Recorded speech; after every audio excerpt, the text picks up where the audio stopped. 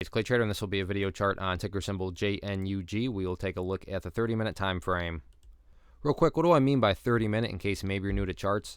Instead of each one of these candlesticks here representing 1 day's worth of price action, which is what you would normally see, each one represents 30 minutes. So while this may look like a few weeks worth of time right here, it's actually just the past few days broken down into 30-minute time slices.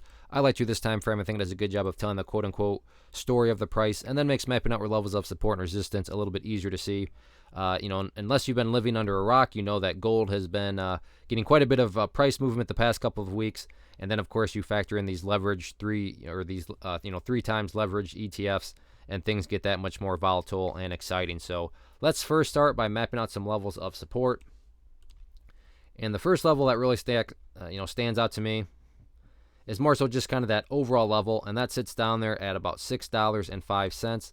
That's as low as the bears could push it, down here back on the 14th before the bulls, showed back up and, gave it a nice push. And it hasn't drifted down that far, but that's definitely a key level because, if the price drops below that, or worse yet, separates to the downside, well, at that point, that's just, the bears essentially, getting into uncharted territory, which is a good sign, for the bears, just like it would be a good sign for the bulls if the price was pushing into uncharted territory to the upside. That definitely works both ways. And that's what 605 is representing, although there does seem to be a little area of support right here at right around 645. I say that because you actually look back here and you can see did a good job of holding that support right there, and then today held as support. So if anything, maybe you want to just kind of simplify things and just call this one big support zone right here, support zone. So if you want to picture this as kind of a mud pit for the bears between $6 and $6.50, meaning if the bears are going to press down through here, you can picture that as big mud where it's going to be kind of slow going, and the bears are going to have a lot of energy in order to push down through that area. So if you're a fan of analogies, maybe that one can make a little bit more sense for you. But regardless, maybe if you just want to keep it simple, support zone $6.50 up to or down to $6 for the bulls. Now in regards to levels of resistance, pretty straightforward on this one.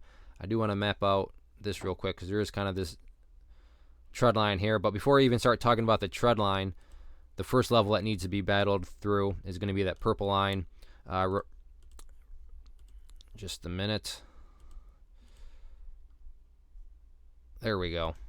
The purple line right there. Sorry, I'm not on my home computer, so a couple of these things are different. But before I even worry about, like I said, that orange line, keep an eye on that purple line there, the 50-period simple moving average. That would be the first area of resistance. Then after that, the trend line would be the next level of resistance. But a good high volume break of that trend line would not be shocking at all to see the price really start to pick up some momentum. So all in all, though, interesting chart, very good price action. So we'll see how this one closes out the week tomorrow.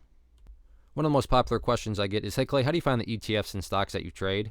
So what I've done is put together this free resource guide where I talk about the tools that I use to locate stocks that I find interesting and think may have potential. So if that sounds like something that could add value to you as a trader, then by all means click right there to get access to the guide. The guide itself is very short and to the point, and like I say, it is free. Thanks for watching. Have a good one.